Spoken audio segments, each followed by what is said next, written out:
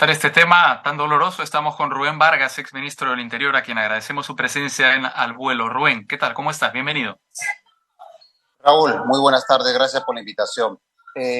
No sé si ustedes me escuchan bien. Hay una Perfectamente, bulla externa que tal vez esté impidiendo una comunicación adecuada, pero si me escuchas bien, de acuerdo, sigamos.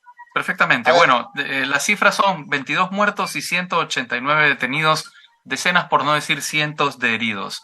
¿A ti te parece, como exministro del Interior, que el empleo de la violencia por parte del Estado ha sido racional y proporcional?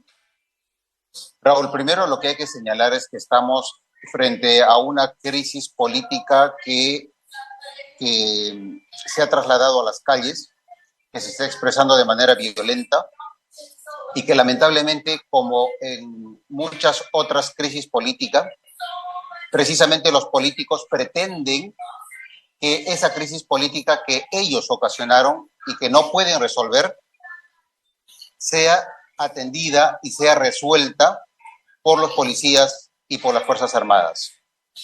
Lo que pretenden es que los policías con gases lacrimógenas, con sus escudos, y las Fuerzas Armadas con las armas que les ha dado el Estado, pretenden que se resuelva esto declarándose el estado de emergencia. Entonces creo que es necesario señalar el contexto en el que se presentan estas muertes y también denunciar, si me permites, la situación extrema, las situaciones de extrema tensión que fueron fabricadas, que fueron generadas por este sector de la izquierda que co-gobernó con Pedro Castillo. Hay que decirlo con absoluta claridad, que estas situaciones de violencia donde se produjeron muertos y heridos fueron situaciones fabricadas, planificadas por personajes vinculados al Movadef y que se montaron a ese sector de peruanos movilizados que están cansados con la clase política y especialmente con este Congreso de la República.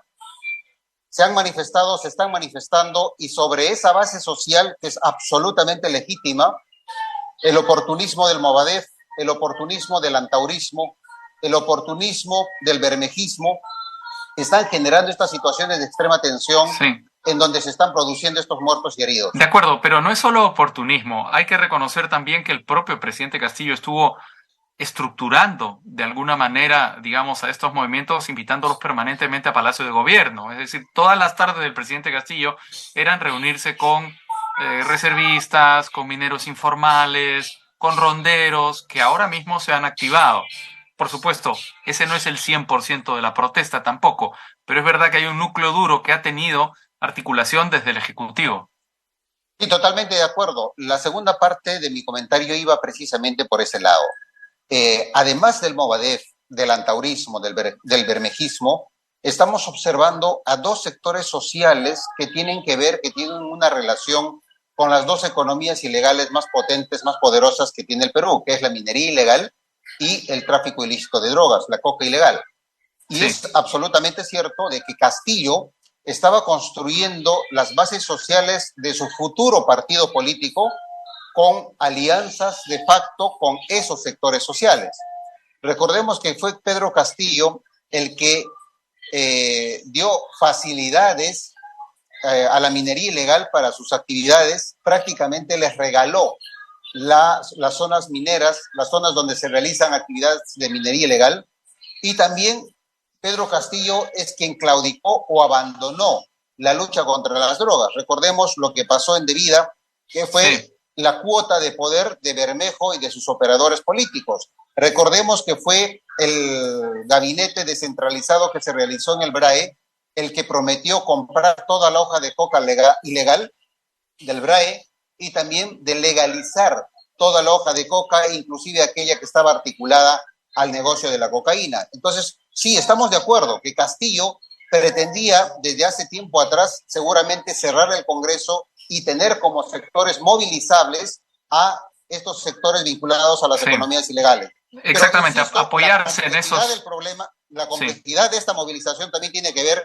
con ese enorme sector social del 80%, del más del 80% que están diciéndonos políticos, ustedes han fracasado, necesitamos nuevas elecciones, que se cierre el Congreso. Y esa protesta sin duda que ha estado madurando, que ha estado larvando desde hace algún tiempo atrás y ahora se está expresando. Y sobre eso es que yo decía que oportunistamente el Movadef y la izquierda que co-gobernó con Castillo pretenden ahora utilizarlo para plantear su asamblea constituyente. De acuerdo. Volvamos a lo que tiene que ver con la respuesta frente a estos desmanes, a esta violencia, a estas manifestaciones. Hay que distinguir porque hay distintas formas de movimientos sociales que se están registrando en estos días. ¿Ha sido proporcional y racional la respuesta de la policía y de las Fuerzas Armadas? Pero primero se reaccionó de manera, no sé si cándida o torpe, pero se reaccionó sin conocer la naturaleza del problema que se estaba enfrentando. Recordemos que fue el presidente del Consejo de Ministros, el actual como presidente del Consejo de Ministros, el que nos dijo que estaban atendiendo estos problemas, intentando comunicarse telefónicamente con los dirigentes que estaban detrás de estas protestas. Sí. Ese hecho, esa afirmación nos demostraba claramente de que no entendían, no están entendiendo la naturaleza de este problema, que no estamos, como te dije, Raúl, frente a un conflicto social donde hay una agenda de reclamos, una agenda reivindicativa, donde hay un Estado o una empresa o un ministerio que ha incumplido acuerdos, sino este es un conflicto de naturaleza política, donde en la agenda que están planteando es desde la renuncia de la presidenta Boluarte hasta la liberación de Pedro Castillo. Entonces, no haber entendido la naturaleza del problema generó respuestas equivocadas. Creo que, para empezar, el gobierno de Dina Boluarte y el gabinete debieron haberse presentado como un gobierno de transición desde el primer día en que asumieron, número uno. Desde el primer día, número uno. Número dos, creo que la presidenta y el gabinete debieron haber hecho acto de confianza y de apoyo a la Policía Nacional y al Ministerio del Interior para que utilicen todas las herramientas que le franquea la ley para responder, para reaccionar, para adelantarse a los actos de violencia que se presentaron.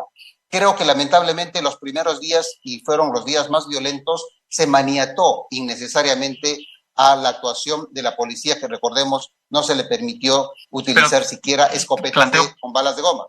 Planteo por tercera vez la pregunta. ¿La reacción ha sido proporcional y racional o ha sido excesiva? Creo que, a ver si intento esta vez responderte, Raúl, creo que las fuerzas del orden y el gobierno en general tienen como primera responsabilidad recuperar y mantener y garantizar la paz social y el orden interno. Esta ha sido violentada, esta ha sido quebrantada por estos sectores violentistas y el gobierno tiene la necesidad de recuperarla. Y se declaró el estado de emergencia, y en ese estado de emergencia hay un marco legal que permite a las fuerzas del orden recurrir a las armas que les ha entregado el Estado precisamente para recuperar ese orden social, esa paz social que ha sido violentada, que ha sido quebrada. Pero por ejemplo, el general Arriola entrando a la Confederación Campesina del Perú sin una orden fiscal, la fiscalía alertándose por las redes sociales y por la prensa, ¿eso también está incluido dentro del estado de emergencia? Raúl, una de las garantías que se suspende precisamente con la declaratoria de emergencia es la inviolabilidad del domicilio. Eso, que es un derecho, se suspende en los estados de emergencia. ¿Sin fiscal? Precisamente para que la policía realice actos preventivos de investigación en un contexto violento. Por supuesto que las diligencias de esa naturaleza tienen que estar acompañadas siempre del Ministerio Público. Eso es una de las principales garantías en todo tipo de diligencias y de investigaciones. Creo que es necesario, por supuesto, que se entienda lo que se puede y no se puede hacer en un contexto de estado de emergencia. Pero en este caso pero fue sin fiscal en este caso. La fiscalía llegó porque se enteró por las redes sociales. Bueno, hay que saber las circunstancias en que se produjo Esas fueron las circunstancias. Ya está establecido que fue así. La fiscalía llegó tarde y fue una operación, fue una intervención tan precipitada que las personas que detuvieron las tuvieron que soltar esa misma tarde. Claro, precisamente hay que ver las razones y los motivos que originaron para que se realice esa intervención. En los términos que se conoce Parece ahora... justamente que había un problema de inteligencia, porque encontraron 4 machetes, una capucha y algunas pancartas. Rápidamente, porque tenemos que pasar a la siguiente entrevista. En ese sentido, Juan Carlos Liendo, como director de la DINI, ¿es una solución?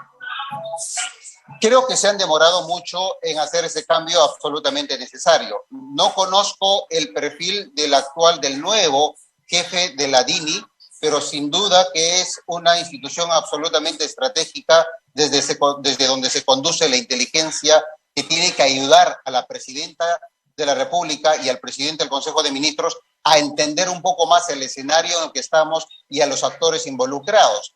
El actual jefe de la DINI entiendo que tiene experiencia en los temas de inteligencia desde el Ejército del Perú, y ojalá que ahora en la tarea que corresponde hacer inteligencia estratégica pueda ayudar a esta transición del gobierno. Muy bien, Rubén Vargas, exministro del Interior, muchas gracias por tu participación en Al Vuelo. Hasta pronto. Encantado, gracias.